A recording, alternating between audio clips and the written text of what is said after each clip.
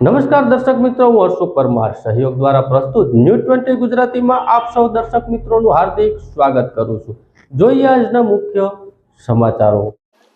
જૂનાગઢ શહેરના જોશીપરા વિસ્તારમાં વિશ્વ હિન્દુ પરિષદ બજરંગ દળ દ્વારા આંતરરાષ્ટ્રીય હિન્દુ પરિષદના અધ્યક્ષ પ્રવીણ તોગડિયાના અધ્યક્ષસ્થાનમાં જાહેર સભાનું આયોજન કરવામાં આવ્યું। વાત કરવામાં આવે તો જૂનાગઢ શહેરના જોશીપરા ખાતે આયોજિત સભામાં આંતરરાષ્ટ્રીય હિન્દુ પરિષદના અધ્યક્ષ પ્રવીણ તોગડિયાએ પોતાના ભાષણમાં જોશીપરા સહિત સમગ્ર દેશમાં અશાંત ધારો લાગુ કરવાની વાત કરી હતી। ઉપરાંત હિન્દુ સમાજમાં હાલ હમ દો હમારે એક જેવી પરિસ્થિતિનું નિર્માણ પામી છે તેવું જણાવ્યું હતું અને આ પરિસ્થિતિ રહી તો આગામી સમયમાં 114 કરોડ હિન્દુમાંથી 50 કરોડ હિન્દુઓની પ્રજાનો આંક પહોંચી જશે તેવું તેણે અનુમાન વ્યક્ત કર્યું હતું અને સભામાં પોતાના ભાષણ દરમિયાન તમે હિન્દુ મિટવા નહીં દેશું અને હિન્દુ જીતેગાના નારા પણ લગાડવામાં આવ્યા હતા। અન્ય ધર્મના લોકો પર શાબ્દિક પ્રહાર કરતા તેઓએ જણાવ્યું હતું કે 2 થી વધુ બાળકો હોય તેઓને સરકારી અનાજ, સરકારી દવાખાનામાં મફત દવા, બેંક લોન, સરકારી નોકરી, મતનો અધિકાર સહિતની બાબતોથી વંચિત રાખવા જોઈએ। પ્રવીણ તોગડિયાએ પોતાના ભાષણમાં જૂનાગઢમાં દર શનિવારે 1 લાખથી સામૂહિક સંખ્યામાં હનુમાન ચાલીસાનો પઠન અને હિન્દુત્વને મજબૂત બનાવવાનું આહવાન પણ તેને કર્યું હતું।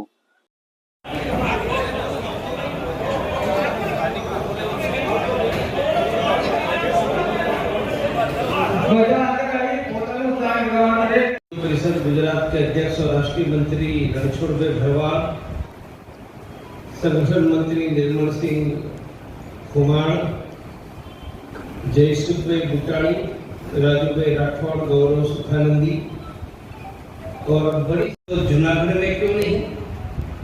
बोलो, जूनागढ़ पाकिस्तान में है क्या? पाकिस्तान में है क्या? अरे तुम्हारा बाप सरदार पटेले पाकिस्तान में जनाने डंडो मारी ने एमनी बायडू मुकीने काढी मुक्या था। एमनी पत्नी ने भूली भागी गया था जरा सरदार पटेल नो डंडो चालू करे। बाकी तो पाकिस्तान में जो तो भूटो ने, इसलिए सिर्फ ये सरकार बनाने के लिए हमने अपनी जान की बाजी लगाई, अपनी जान की बाजी लगाई। और जब हमको कहा कि मुख्यमंत्री बनाओ, तब हमने उनका स्वीकार करके हिंदुओं को जगाने का रास्ता किया है। इसलिए हमारे खून पसीने से सरकारें हैं। पर आज भी भ्रम में मत रहना, हमारी आंख लाल हो गई तो तख्त भी बदल जाएगा, ताज भी बदल जाएगा। इसलिए अशांत धारा कानून यहाँ लगाना ही होगा। प्यार से लगाओ तो अच्छा है, वरना फिर नाक दबाकर मुंह फुलाने की टेक्निक भी हम जानते हैं। हिंदू राष्ट्र, हिंदू समाज भगवान ने बनाया है, सृष्टि के प्रारंभ से है,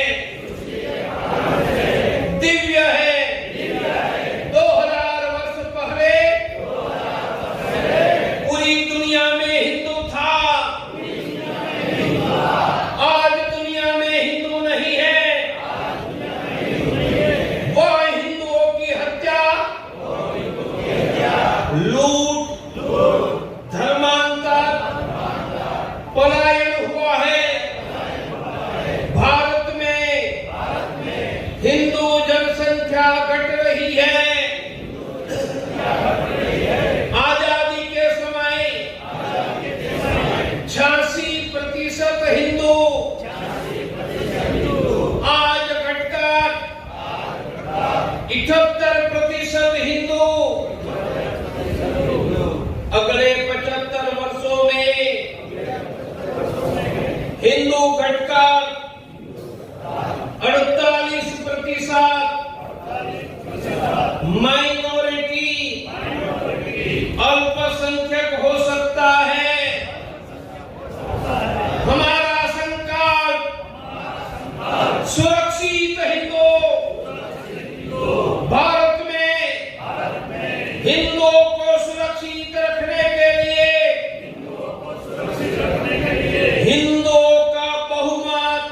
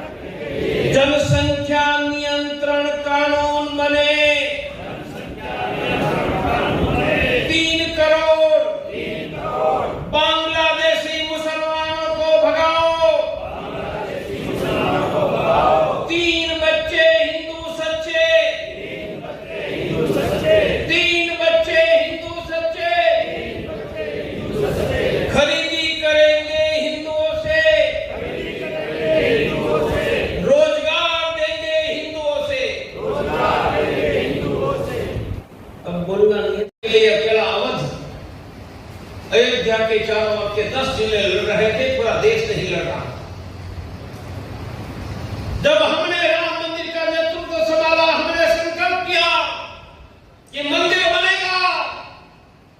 मंदिर वही, बाबर के नाम का भारत में कुछ भी नहीं, पर अब मंदिर बनाने का जंग छिड़ेगा। अकेला अवध नहीं लड़ेगा, हम देश के 1.25 लाख गांव के हिंदुओं को लड़ाएंगे। कभी गुरु गोविंद सिंह ने संकल्प किया था 1.25 लाख से शेर लड़ाऊं, तब मैं गुरु गोविंद सिंह कहलाऊं। हमने लाखों गांव को लड़ाने का तय किया था, सभी जातियों को लड़ाने का तय किया।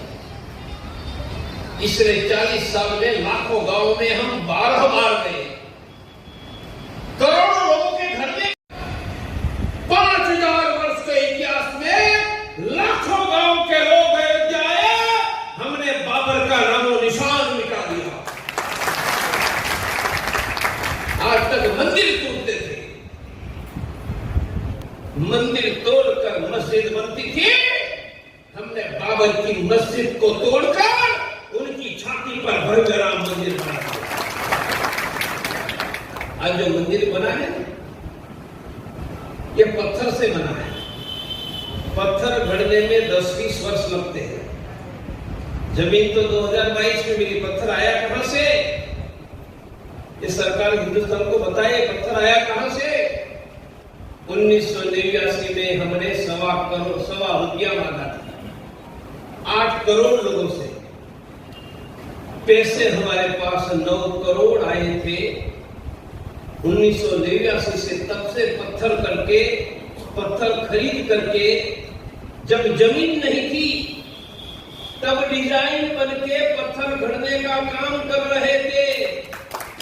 कितने वर्ष किया? 22 वर्ष तक। कितने पत्थर गढ़े?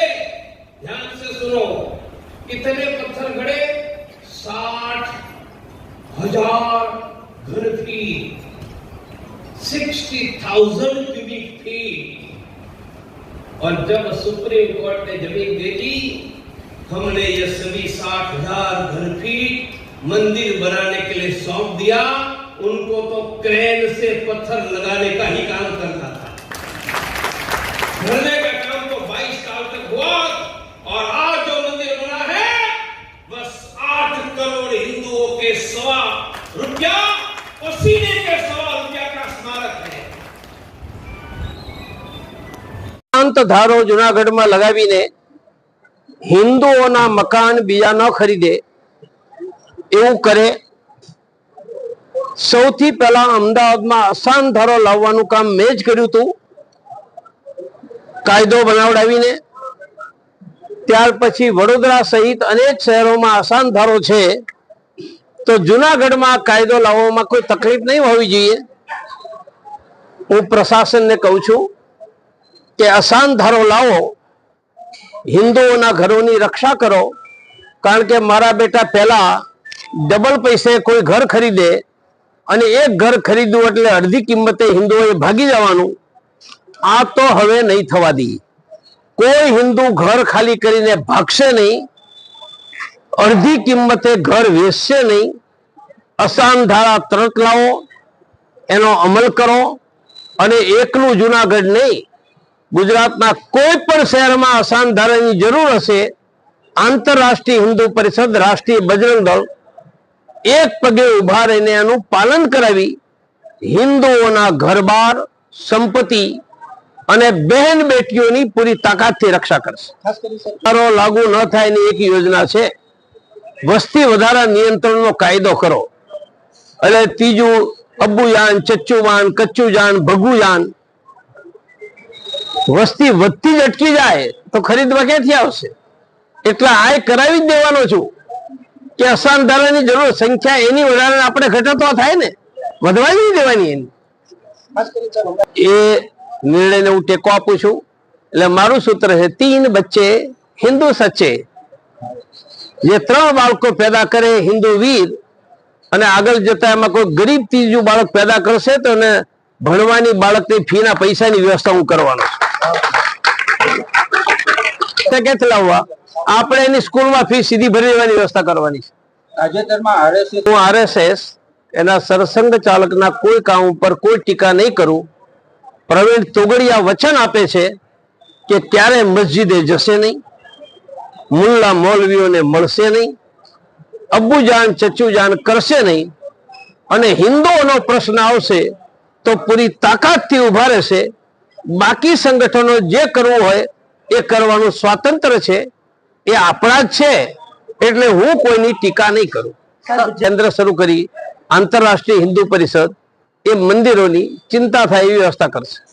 મગફળી कि राम मंदिर नहीं बना था तो मेरा बहुत बड़ा समय मंदिर बनाने के कार्यक्रम आंदोलन के पीछे जा रहा था. मंदिर बन गया, आनंद की बात है. अब मैं मेरे समय का उपयोग 4 चीजों में, भारत के हर गांव गली में हनुमान चालीसा केंद्र हर सप्ताह, दूसरा किसानों को फसल का दाम मिले, इसलिए प्रवीण तोगड़िया का संकल्प है फसल हमारी दाम तुम्हारा नहीं चलेगा, नहीं चलेगा, फसल हमारी दाम हमारा यही चलेगा, यही चलेगा. और मैं प्रथम चरण में 1 लाख गांव के किसानों को खड़ा कर देने वाला हूं. इसलिए मेरी संस्था का नाम राष्ट्रीय किसान परिषद. दूसरा विषय सस्ती शिक्षा, गुणवत्ता युक्त शिक्षा, शिक्षा के साथ रोजगार, भणता भणता कमाવાનું એટલે મા બાપે ફી નહીં આપવી પડે, और शिक्षा के बाद रोजगार, ये मेरा दूसरा मुद्दा रहेगा. तीसरा मुद्दा रोजगार मिले सबको.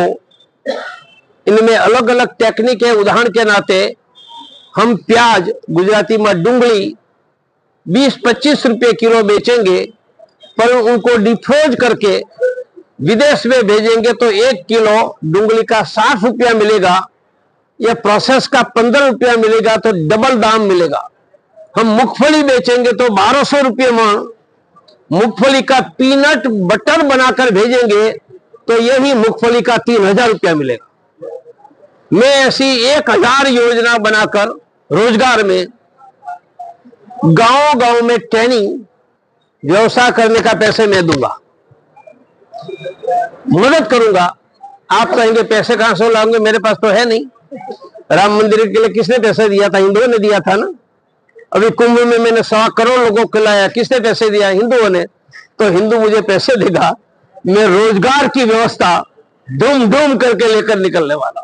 સર હમણાં જ किया है जो हिंदू समाज निकला, साधु संत, उनको साधुवाद. हम उनके पीछे हैं, पीछे हमारी भाग नहीं जाएंगे, साथ में खड़े रहेंगे और अशांत धारा जूनागढ़ में लाकर ही रहेंगे. કેશોદ અને માણાવદર તાલુકાના ઘેડ વિસ્તારમાં ભારે વરસાદની નુકસાનીનો તાંગ મેળવતું વહીવટી તંત્ર. ઓજત નદીના કાંઠામાં માટીના પાળા તૂટી જવાથી જમીનનું ધોવાણ થયું હતું અને અધિકારીઓ સ્થાનિક તંત્રએ સ્થળની મુલાકાત લીધી હતી. વાત કરવામાં આવે તો જૂનાગઢ જિલ્લામાં ભારે વરસાદ વરસ્યો હતો. ભારે વરસાદના કારણે ઓજત નદીના કાંઠામાં માટીના પાળા તૂટી જવાથી જમીનનું ધોવાણ થયું છે. ત્યારે કેશોદ અને માણાવદર તાલુકાના ઘેડ વિસ્તારમાં ભારે વરસાદની નુકસાનીનો તાગ વહીવટી તંત્રએ સ્થળ મુલાકાત લઈને મેળવ્યો હતો.